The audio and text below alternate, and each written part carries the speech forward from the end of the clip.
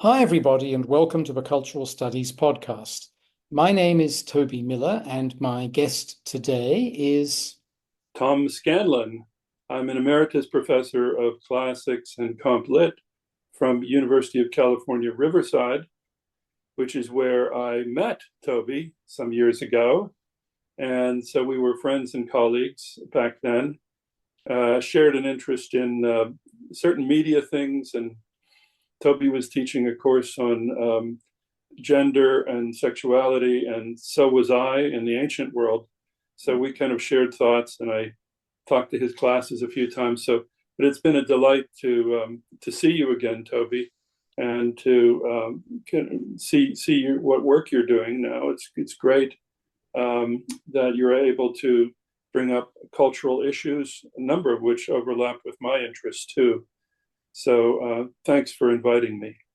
It's great to be with you, Tom. And I should say that the book I'm currently writing has greatly benefited from your comments on some foundational segments, as well as alerting me to better translations than the ones I've been using. Yeah, no, I see you're working on sports and gender, which is exactly pretty darn close to what my interests have been.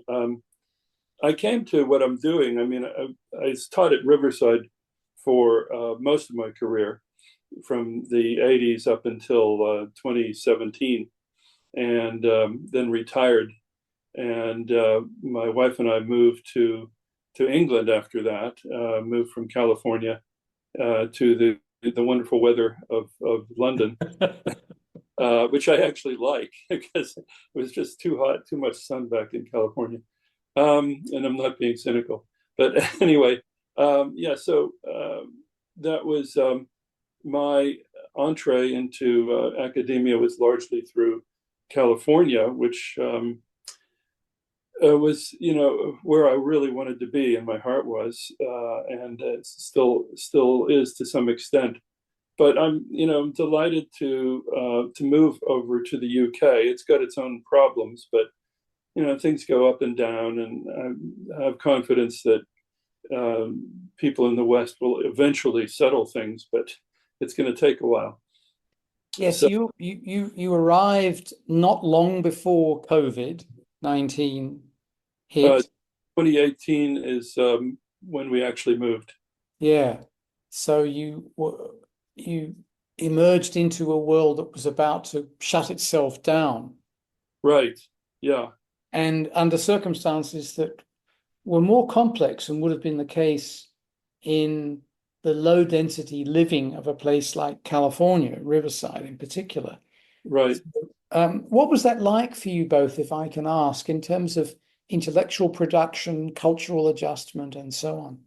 Well, it took a long time physically to find a place to live, that and also took time for me to get into the system, do things like establish bank accounts, and then eventually get leave to remain, as they call it, sort of a green card.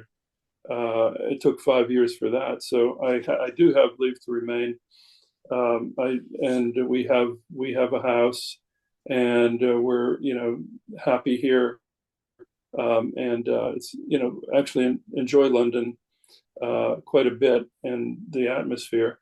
Academically, there's as much or as little going on as you want, and we have kind of dipped into things in University College and King's College, events and lectures and stuff. And I've given some lectures, but I'm working on my own things, which I really enjoy doing, almost as a hobby instead of a compulsion. It's what I call slow research. It's like slow food instead of fast, and I think it's benefiting from it. But I'm working more slowly and enjoying it more, and just enjoying life generally here. So yeah, it hasn't been too hard to adjust, and the people are really nice. I find the British people. I learned more about America living here than I did living there, and it's kind of a reflection on over the pond, looking at the way things work over there, and still keeping in touch with people. But I see the British people. I mean, there are all sorts of people, but I generally find it congenial, and it's more homogenous in many ways than American culture, which could be a plus or minus. But I've enjoyed meeting with friends. We have made friends pretty quickly. We have friends here, so it's been a really pleasant transition, really, all in all. Could I ask you, Tom, to elaborate a bit on what you said about how you feel as though you've learned more about the US living in Britain than you did all those decades in your own country? Yeah, well, it's hard to get a perspective on things when you're in the middle of the U.S. And I was born in Pennsylvania and lived for on the East Coast for about almost the first 30 years of my life, and then California after that. The coastal culture, the two coastal cultures are completely different. And the middle of America and I went to my graduate studies at Ohio State in Columbus, so that's Midwest, and that's another perspective. So I got, you get pieces of American culture in different degrees and different, sort of structures of social interactions and everything. But it's harder to, it was, at least for me, it was harder to integrate into the communities there than it has been here. It's been really kind of, people are very friendly and eager to meet with you, have tea, whatever. And in America, it was kind of people stand off to themselves pretty much. At least that was our experience. And getting around, you had to get in a car and drive a long time, and it wasn't, commuter friendly at all. So that stuff has struck me, and I'm still, I still love American. I think it does a lot of good stuff, a lot of bad stuff in the world, but I still think, it's sort of a place I was born, and I feel American. I'm made to feel American by the British people around me, who are constantly asking me about Trump or whatever, what's going on there. And I'm kind of, anybody American living here becomes a mini ambassador for that country. So you have to define that country for people here, which helps you to define it for yourself. That makes a lot of sense. One of the things that annoys me greatly about many countries, but especially English language dominant ones, is that because of US popular culture, people think they understand the country. And they're deeply misled by, knowing rap music or knowing sitcoms. They don't, or noting the presidency. They don't understand the tens of millions of radical, peaceful, progressive people in the United States, for example. Right. Nor do they understand the complex roles of religion in the United States, by contrast with their own countries. Right. These are two big things, I think. Speaking of that, Tom, I wanted to cast you back, way back, as they say in baseball commentary, Okay. before even you and I were born. And you can correct me if I've got this wrong, but I think that around the period before the First World War, if you were a freshman, a first-year college student at Yale, or probably any other Ivy, you had to study Latin and ancient Greek. This was just seen as a norm, as an entree into being a civilized person. That ended, but the importance of the ancient world or ancient Mediterranean or whatever we call it, the cradle of Western civilization, all in inverted commas, is still there in many ways in much of the mythology of the United States, it seems to me. And I wondered if you could, A, correct anything I've said that's wrong, but B, reflect on in inverted commas again, the classical world in the context of academia over the last 50, 60 years. Oh, yeah, that's a good, important question. It's hard to answer. Yeah, I mean, there were schools that were, Latin was the sort of lingua franca in many of the schools and in academia, and that spilled over from Europe, really, because Latin and Greek were the foundations of humanistic education in Europe. But in America, it kind of, the quote founding fathers and others were steeped in, Greek and Latin. Thomas Jefferson would read Homer in order to figure out how to make a wagon wheel, how to bend the wood and create a wagon. I mean, he took a pragmatic approach, but he read this stuff. He was incredibly educated. So when they were drawing up constitutions and they sort of plucked the best from what they thought was, the democracy of Greece and the representative legislatures and Senate in Rome, and then built this sort of wonderful balanced constitution, which is falling apart, but never mind that. So that's kind of the constitutional foundation. And I think it had a lot of impact, sort of starting on the East Coast, and then America expanded westward. And that really brought, new perspectives, and I think really changed things from the fundamental Helleno and Grecos and Roman-centric views into the sort of the cowboy image and the loner image and the building the West image. So East Coast was more kind of social structures built upon knowledge of the classical stuff. And so that's been, and even things like, there's a wonderful book, I can't remember the author, but it's called Aristotle and the American Indian. And it's about how the Padres who were going to the West used the sort of racial politics of Aristotle about the elevations of people in different classes of society, and how the natives were towards the bottom. So there was a real kind of hierarchy that is held true during the colonization of the West, and among the Spanish and the Anglos. But fast forwarding, I mean, things now have broken out of that long ago. I mean, I actually went to a high school called the Latin School. And there were Latin schools up and down the East Coast. The most famous is Boston Latin School. And mine was in Pittsburgh, and it was staffed by Jesuits. But we had little choice of our curriculum. We had to do three years of Greek, 4 years of Latin, history, English, almost no sciences. We did maths and stuff like that, and of course religion. But anyway, so I was kind of brought in through that old 18th and 19th century educational process, which led me eventually to do classics myself. But classics kind of held on as a prestige thing, and has done until I think the second half of the 20th century. And in the 60s and stuff, people were throwing out the old models, and I think classics came under scrutiny then, and fewer people were studying it. I should say, though, that it changed quite a bit, in that the interests in classics are still strong.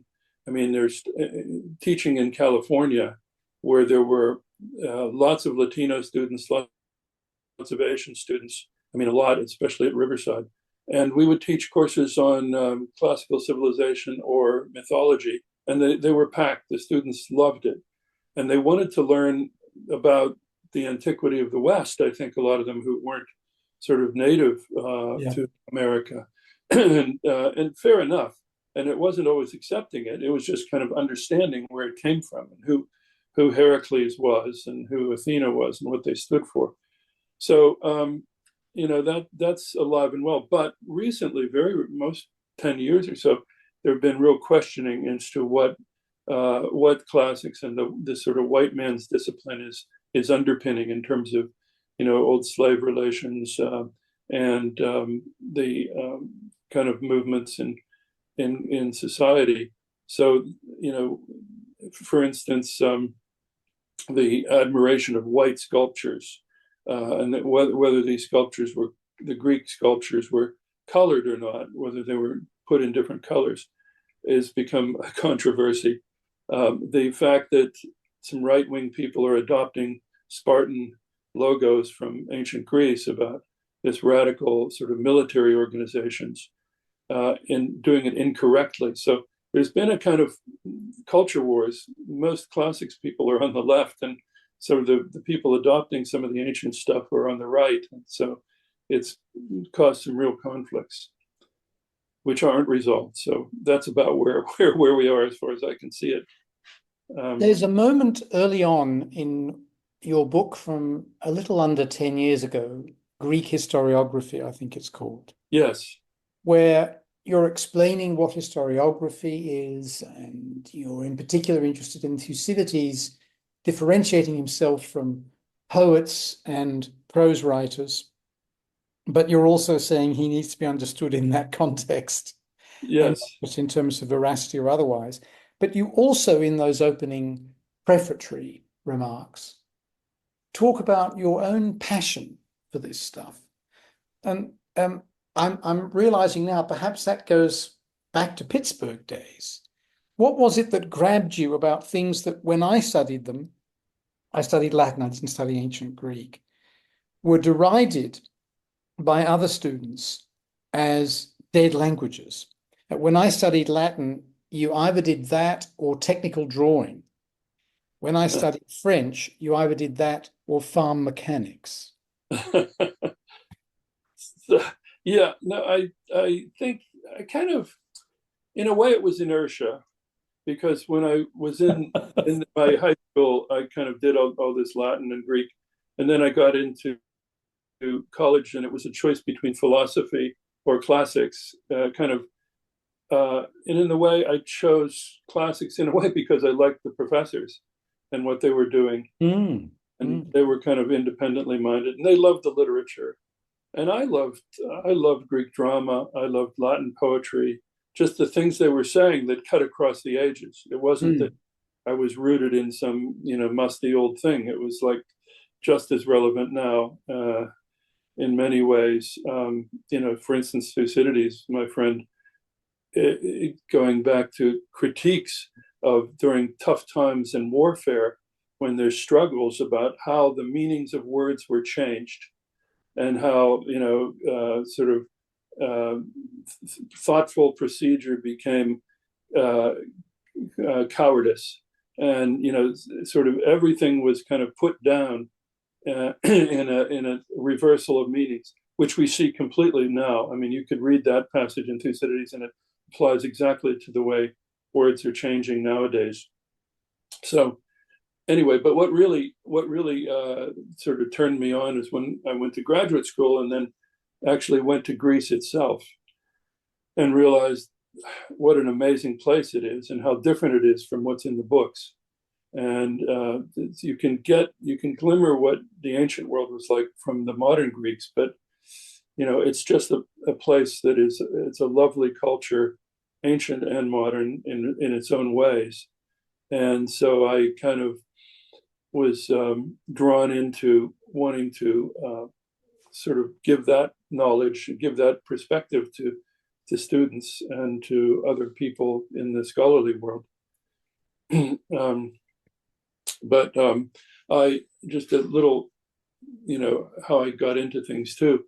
I, written a lot on ancient sports and ancient Greek sports especially, and I originally, when I got a job at University of Maryland, I knew nothing about ancient sports, and I was asked to teach a course because I was a replacement person at the last minute, and I had to teach a course on ancient sports for the person leaving.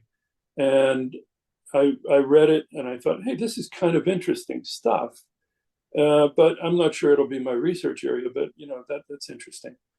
Then I got my next job was at UCLA, and they said, well, one of the reasons we hired you is because we see that you teach ancient sports. we don't have a course here at UCLA. Could you invent one? So I thought, hey, this is interesting. You know what? It's a great window for people today to look into the ancient world, because everybody knows or thinks they know what sports are about. And yet and they know about the Olympics and that sort of stuff. So it was a great way to introduce people to things. And then I started finding it was not an area where people did research a lot. And in fact, it was held against you to be working on sports. And I was in my personnel cases, I know people around the table, some of them were saying, what? He's supposed to be doing literature. What's he doing this sports stuff for? And I was really interested in the social dimensions of ancient sports, still am. But I was fighting against the tide of, the old guard wanting to, read about Homer and Virgil and, how wonderful they were. So anyway, that's a long story as to how I got into what my areas and the passion behind it. And I still feel that that's, by the way, I mean, ancient sports studies are blooming, absolutely blooming since the 1980s, and there are all kind of interesting social studies being done, and new perspectives and lots of evidence. So No, I think that's absolutely true. But what you were suffering from is the idea that if you're in a kinesiology department or a human movement department, sports are wonderful and they must be adored and they must be elevated and scientized. If you're in other departments, if you're in sociology or language and literature, sometimes working on sports has been devalued historically. It's an intellectual backwater. So it's easy to be caught in not a pincer movement, but a lack of interest in what one does. From one side, if one adopts a critical perspective, from the other, simply from engaging with the stuff at all. yeah, it is. But I mean, I think people have come to realize that there's so much richness and depth in finding about the social structures and, for instance, who were the athletes? What class did they come from? How did they make their own way? How did they become politicians and became famous people later? And so, and not only is it it's tied to the ancient literature because Pindar wrote odes for athletes. They're very complicated, but they're beautiful poetry. Homer wrote about sports in the Iliad and the Odyssey. And so these were incredibly important literary things. Inscriptions, wow, there are tons of inscriptions commemorating athletes.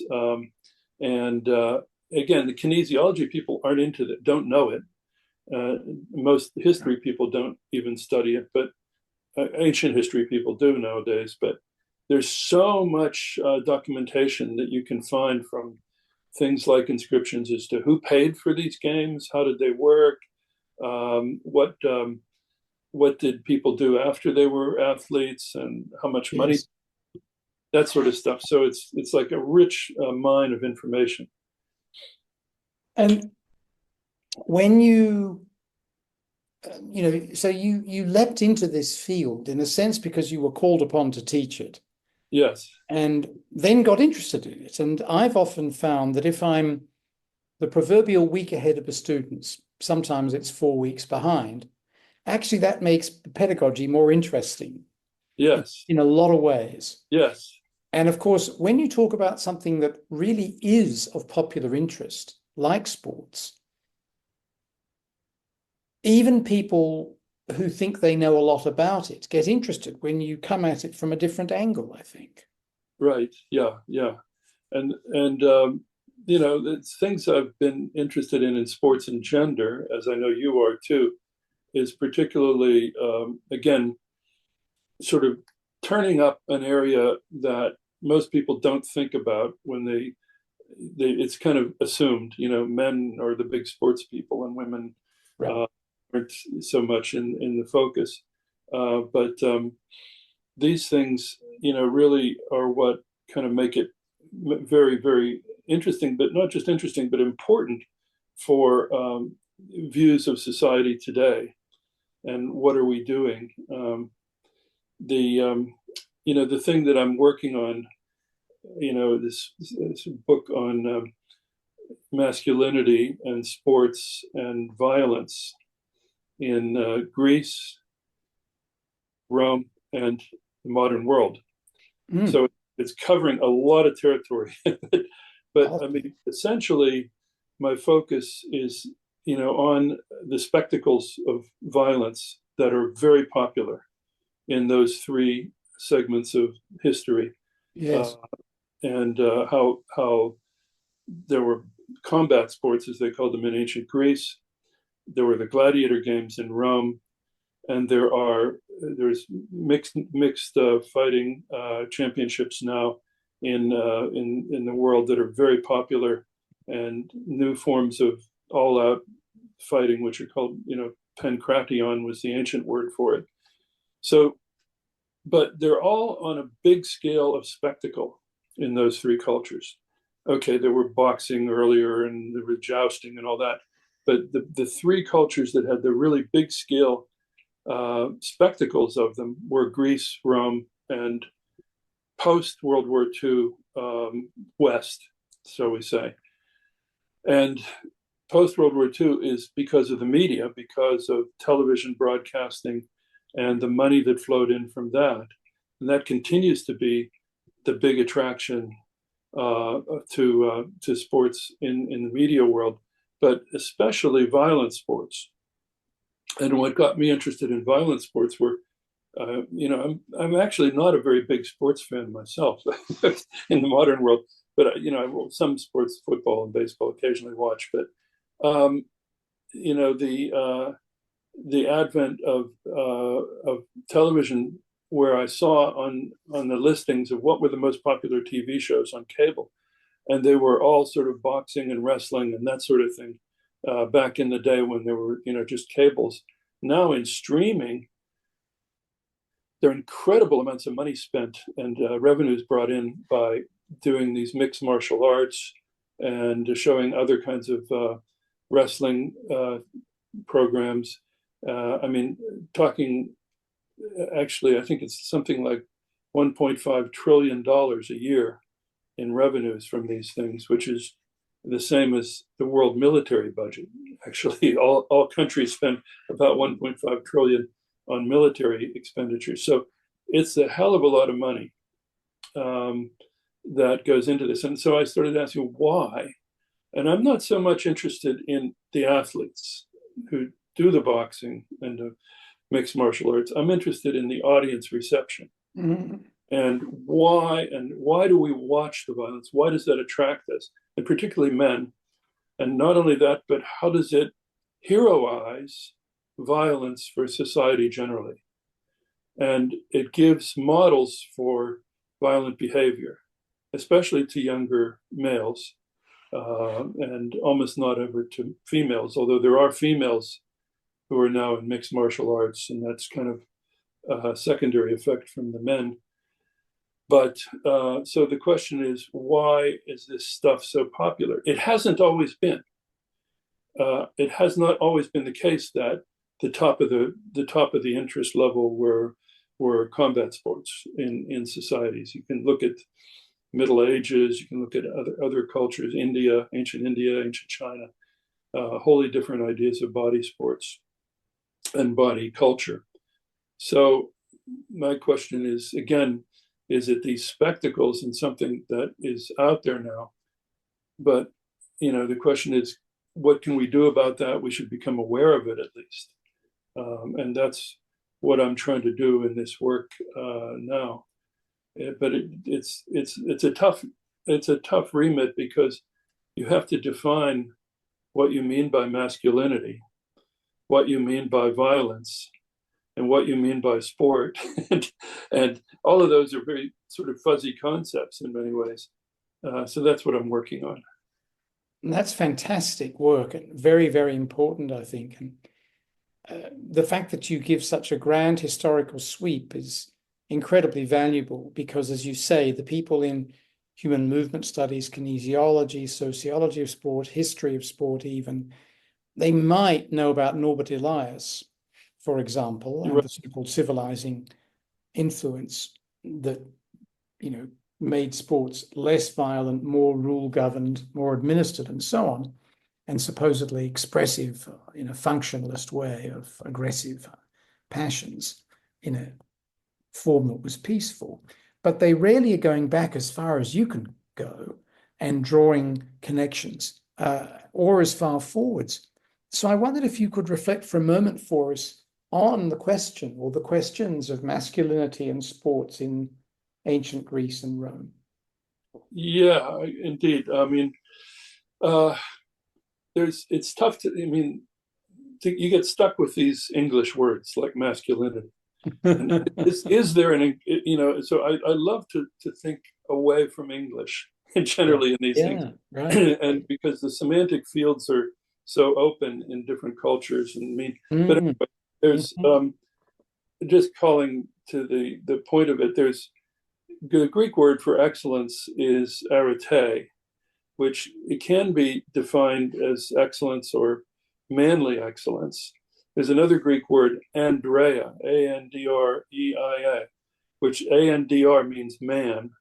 It's andros is the word for man, like polyandry and so on. So Andreia means manly courage. And now that's again, it goes right back to Homer.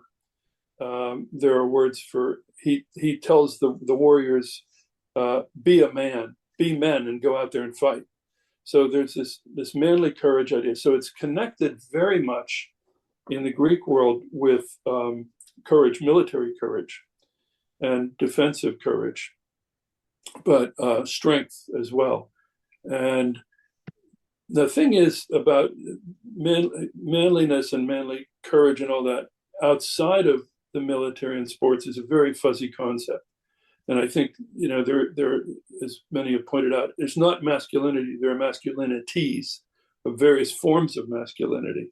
Mhm. And they can be on a sliding scale from sort of, what people consider more effeminate to consider more brutal and Andrew Tate like, but, somewhere in there.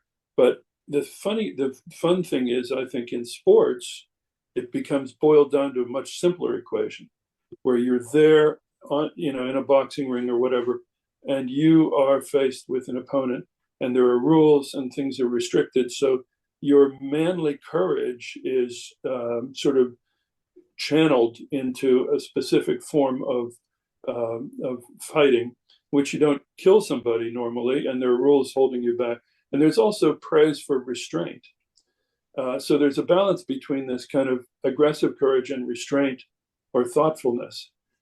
So the Greeks had kind of a good, Aristotle called Andreia, that manly courage, and kind of an observation of the mean between fear and shame, or fear and daring. It's a mean between being afraid and being bold. And that's what real manliness should be, something mediating things. So anyway, so that's the Greeks. The Romans, the word for courage is virtus, virtus, which again, vir means man. So it's manly courage, and it's pretty much coming right off the Greek concepts, because the Romans, followed the Greeks in a lot of philosophical ideas.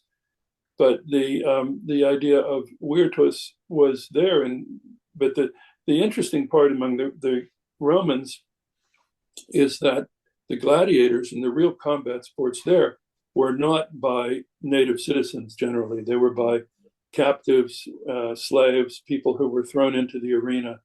And, they fought to get their freedom if they were lucky, or get some kind of fame. But with the Greeks, the athletes were all sort of native, citizens fighting for the glory of their own city as well as themselves.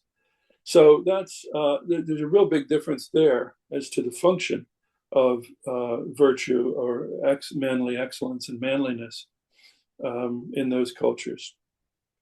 So I think it brings a contrast to current values too, because masculinity and manliness has really come front and center with the Trump administration, and the whole idea of the sort of boldness and sort of pushing to get things done and to do things is a kind of on the pushy side of masculinity and maleness. But there's a need for the balance. I mean, Pericles and others have said this, that you need to have a kind of restraint and forethought. You have to plan things out, not just push into them. And that's kind of some of and the Romans thought that too. So we're kind of running off the rails now in terms of the employment of masculinity. Well, But I'm right now in the current conjuncture, Tom, I'm thrown back to when my parents were about to move back to Britain. Gough Whitlam was elected as the Prime Minister of Australia, and he was the first Prime Minister from the Social Democratic side for almost a quarter of a century. uh-huh, A bit like what the Orange Comb Over and the Man-Child are doing. uh-huh. He and Lance Barnard, the Deputy Prime Minister, took on all portfolios of the government. So they had 15 or 20 each, I think, because for some sort of constitutional reason, it wasn't possible to appoint a cabinet. And suddenly because they'd had 23 years out of office, wanted to get everything done in one fell swoop, in many ways unsuccessfully. Whitlam, who was a student of Marcus Aurelius and a big fan of classics, became a lawyer, adopted the motto crash through or crash. Oh dear. Quite. And eventually he did indeed crash some 3 years later. But it's interesting to me to think about how the notion of effective male leadership evolving, but also involving the ability to control one's passions in sexual senses, in governing one's, and emblematized, indexed, and forwarded in sports seems to have been lost with a lot of the right-wing uptake of some of this mythology. Right. Yeah. No, I think there's a lot of truth in that. It's but you wonder, because this question of leadership and male leadership, and I think that played heavily into the results of this last presidential election, where you have a female against Trump. So yeah, I think and Obama was a real different kind of male, and sort of he embodied this forethought and carefulness and dealing with things in an orderly way. I mean, you could roll back to John F. Kennedy, who was, some see as a great leader, and he did have lots of big ideas. He didn't, jump in. He implemented as many as he could as quickly, but he didn't. And he was, quite a sexually and otherwise a sort of pro sports type male, but he wasn't a bully, and he kind of brought people along in Congress. Mm-hmm. So yeah, but that's one of my real concerns, is we've sort of turned a corner, and I don't know if we can ever turn back. I don't think we can turn back, but to move forward from where the U.S. is now, and I think it's the U.S. and the way it's proceeding is inspiring other countries too to behave in similar ways. Well, I mean, in Britain, I'm deeply shocked that the decision to increase massively the military budget is going to be at the cost of the development and aid budget. I mean, this is absolutely shocking. It sends the message, we would rather kill you than help you. I mean, to the rest of the world, very directly and precisely. Yes. No, it's a complete abandonment of, sort of sane civilized principles. But I mean, we're kind of receding. There was, I'm not a sort of U.S. world historian, but I mean, obviously, the World War II brought a lot of countries together to fight fascism, and then the UN and so on. Those movements have kind of held together up until quite recently, I think. The ideas of the world, in the Western world, sort of helping itself, but slowly decolonizing places and becoming more of a global enterprise. But the kind of American retreat to isolationism, which is what it was before World War II, is appalling, is shocking to me, because it's so obvious that economically, financially, politically, you need to be connected to the rest of the world. in strong ways. And you can't sort of, what Trump seems to be advocating is self-sufficiency. And, there's Herodotus, a passage in Herodotus, the ancient historian, who says that, he has Solon, one of the ancient wise men, say that no city is self-sufficient and no individuals are self-sufficient. You have to depend on each other. So, that better wisdom is completely lost now on some people. And it's, well, I should say not lost, it's in attention. And we're waiting to see what happens because there's a tension. Tom, we've got about 5 or 10 minutes left. Okay. I had one more question for you. And then after I've posed that, I'd like to invite you to add anything you might wish to what we've talked about, or Okay. maybe subtract. I don't know. It might be that you want to go back over a topic we've mentioned, or you want to introduce something new. Is that okay as a way of bringing things to a close? Yeah. So my last question is again a complicated one, but fortunately, unlike some of mine, not a long one. And it's this. Because of your areas of study, you've read, listened, taught a lot about empires ending. What's the secret?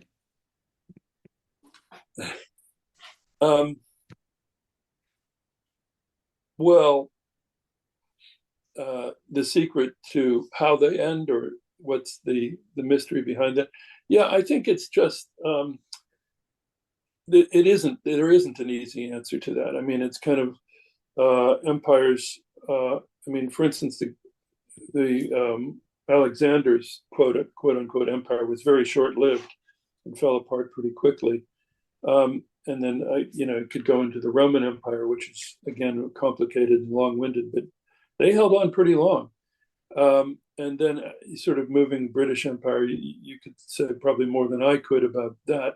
But I think the problem, or the interesting point today about empires, is that we have this sort of much more interconnected world in terms of media and interconnectivity than ever. And that's to the good and to the concerning as well.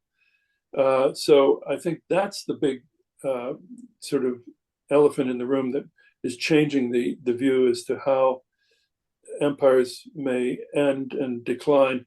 I think America, the US, which, you could, I don't know if you call it an empire, it's a superpower. And it's kind of fighting for its new identity. I don't think it's found it yet, but it does have a lot of strengths. It has sort of multi-ethnic backgrounds. They're not exactly united right now, but it has that. It has lots of minerals. It has diversity, and I think it will return to that. I don't think it's ever going to build an empire, but I hope it can sort of get back into the swing of connecting with other countries. I don't think Russia's going to build an empire. I don't see a global empire emerging. I see people trying to get bits of land here and there, and it's sort of as in Russia or China, but I don't see empires being built along those lines. So I don't know. Is there something you want to comment on that? I don't. No, I mean, I agree. And I think one of the things that happened is that if you take the grand European empires of the immediate pre-Enlightenment period and the Enlightenment, both continental and Scottish, so the Spanish and the Portuguese, through to the British, the Dutch, the Belgians, the French, the idea was conquest and occupation. That gets somewhat, I suppose, altered, transformed by the way in which, in particular, the US, but also the Soviet Empire operated. The US much more interested in governing at a distance and less interested in the physical occupation of places once we get into the isolationist period, but then also after the Second World War, because it sees empires as an obstacle to open markets. And China is looking at a further refinement of the US refinement of the European classical model. Classical, by which I mean, Right, pre-Enlightenment period, right. which is that you are not actually that interested in setting up an array of military bases that don't occupy entire territories, but provide supply lines and support for US capital. Instead, you invest in places and then bring them along to support your more proximate geopolitical desires, for example, Taiwan. So that's how I'm seeing it. There's a gradual transformation of norms, and the US model, more of a governing at a distance one, has been taken to a higher level of sophistication by China. Yes. So anyway, Yeah. Yeah. No, I think I agree with all of that. It's changed. I mean, history changes. There's certain things that remain the same, though. I mean, it's kind of like these uh, volatile aspects of human nature, which are, again, masculinity being a sort of interest in what's going on there. In my part, that's something that has not changed, but it's how the application of masculinity, how it's taught, how that culture comes about, how it's represented in cultural and social public media and in the classrooms. That's the kind of crucial things that can change not just community family relations, but also world relations, if you just sort of have a different view as to how you can be more open to other peoples and more altruistic and less egotistical. But those polarities have always been there.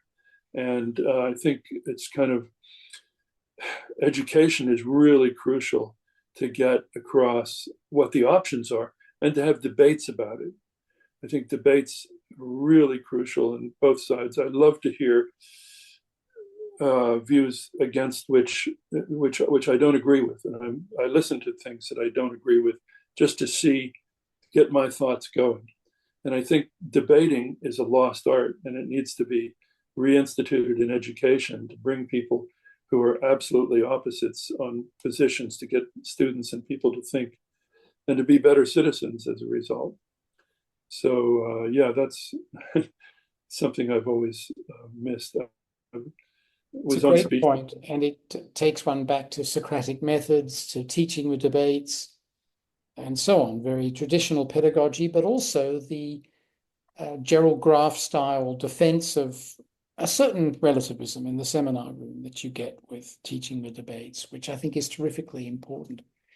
Well, Prof T, to finish up, I'm wondering if there are things you'd like to elaborate upon that we've already addressed, or anything we've not touched on that you'd like to speak about. Not nothing that is sort of jumping out to me. I mean, I would say on this topic of debates again, one of my favorite people is Plato. I mean, there's a lot of things I don't like about Plato, but if one reads the first book of Plato's Republic and some of his other works where he pulls apart arguments and doesn't always come to solutions. But I think, again, if that should be a sort of core thing, and I've read and reread things, and I'm always sort of learning new things about how to approach, again, a Socratic method, as they call it, of learning and defining things. And I think, the other part of my background, which is linguistics, we haven't touched on, but I studied a lot of linguistics. I studied other languages, Sanskrit and Old Persian and Hittite and other languages like that. But I've always been interested in meanings of words and linguistic aspects of things. So I think that's a crucial thing to question too, as to what do they mean when they say whatever, loyalty, courage, and so on, to take those apart. And that's sort of what the Socratic method does, is to go into and examine meanings before you make your decision on where you're, what is justice for you, what is tolerance, and so on. And just to think those things through. That's it's my little slightly preachy advice, but um, that's kind of what I hope the audience is interested in some of these things, and don't hesitate to get in touch with me if anyone wants to. Um, so yeah, but I think that's about it for Well, look, my. lovely stuff, Tom. Every time I see your name on an article or a book, I immediately go and read it. And every time I speak to you, I learn something. Today's been no exception. It's been wonderful to chat, and I'm deeply grateful. Well, I thank you, Toby, for the invitation. It's been a great chance for us to have a chat, and I look forward to the next time.